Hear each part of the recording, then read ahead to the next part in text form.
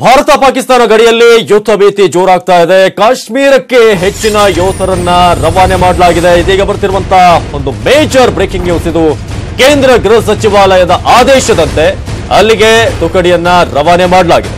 ಕಾಶ್ಮೀರಕ್ಕೆ ಹೆಚ್ಚಿನ ಯೋಧರನ್ನ ರವಾನೆ ಮಾಡಲಾಗ್ತಿರೋದು ಯಾವ ಕ್ಷಣದಲ್ಲಿ ಏನ್ ಬೇಕಾದ್ರೂ ಆಗುವಂತಹ ಸಾಧ್ಯತೆ ಇದೆ ಅಂತ ಈಗ ಮುನ್ನೆಚ್ಚರಿಕೆ ಕ್ರಮವಾಗಿ ಕಳಿಸಲಾಗಿದೆಯಾ.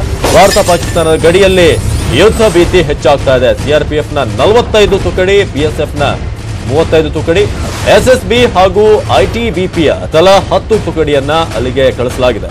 ಒಟ್ಟು 100 ತುಕಡಿಗಳನ್ನ ಕೇಂದ್ರ ಸರ್ಕಾರ ಈಗಾಗಲೇ ಗಡಿಯತ್ತ ರವಾನಿಸಿರುವುದು.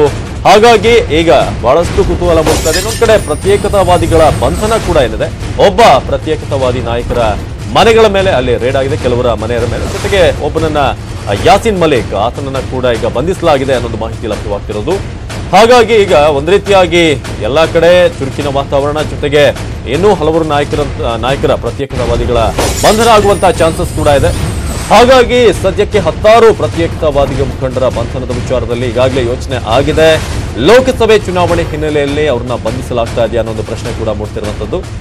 ಈಗಾಗಲೇ ಪ್ರತ್ಯೇಕತಾವಾದಿಗಳಿಗಿದ್ದಂತಹ ವಾಹನ, ಅವರಿಗಿದ್ದಂತಹ ಭದ್ರತೆ ಎಲ್ಲವನ್ನೂ ಕೂಡ ವಾಪಸ್ ಪಡ್ಕೊಂಡಿತ್ತು ಸರ್ಕಾರ.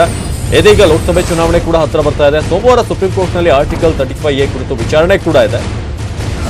ಜಮ್ಮು ಕಾಶ್ಮೀರದ ಜನರಿಗೆ ವಿಶೇಷ ಹಕ್ಕು ನೀಡುವಂತಹ ಕಾಯ್ದೆ ಅದು. ಹಾಗಾಗಿ ಅದರ ಬಗ್ಗೆ ವಿಚಾರಣೆ ಕೂಡ ಆಗತ್ತೆ. ಕಣಿವೆಯಲ್ಲಿ ಗದ್ದಲ ಆಗಬಾರ್ದು ಅನ್ನೋ ಒಂದು ಕಾರಣಕ್ಕೆ ಮುನ್ನೆಚ್ಚರಿಕೆಯಾಗಿ ಅವ್ರನ್ನ ಬಂಧಿಸಲಾಯ್ತಾ. ಸೋಮವಾರ ಸುಪ್ರೀಂ ಕೋರ್ಟ್ನಲ್ಲಿ ಬಹಳ ಮಹತ್ವದ ವಿಚಾರಣೆ ಆಗುತ್ತೆ. ಆರ್ಟಿಕಲ್ 35A ವಿಚಾರವಾಗಿ ಏನು ಕಾಶ್ಮೀರಕ್ಕೆ ಇರುವಂತಹ ಪ್ರತ್ಯೇಕವಾದಂತಹ ಕೆಲವೊಂದು ಸ್ಥಾನಮಾನ ವಿಚಾರದಲ್ಲಿ ಇನ್ನು ಕಾಶ್ಮೀರಕ್ಕೆ ಹೆಚ್ಚಿನ ಯೋಧರ ರವಾನೆ ಮಾಡಿರುವುದು ಎಲ್ಲ ಒಂದ್ ಕಡೆ ಯುದ್ಧ ಆಗುವಂತಹ ಚಾನ್ಸಸ್ ಕೂಡ ಇದೆ ಅಂತ ಮೇಲ್ನೋಟಕ್ಕೆ ಕಂಡು ಬರ್ತಾ ಇದೆ. ಯಾಕಂದ್ರೆ ಪಾಕಿಸ್ತಾನದಲ್ಲೂ ಕೂಡ ಅದೇ ರೀತಿಯಂತ ಎಚ್ಚರಿಕೆಯನ್ನು ವಹಿಸಲಾಗಿದೆ ಅಂತ. ಬಹುತೇಕ ಆಸ್ಪತ್ರೆಗಳನ್ನ ಖಾಲಿಯಾಗಿಡಿ ಅಂತ ಅಲ್ಲೂ ಕೂಡ ಸರ್ಕಾರ ಸೂಚನೆಯನ್ನು ಕೊಟ್ಟಿದೆ.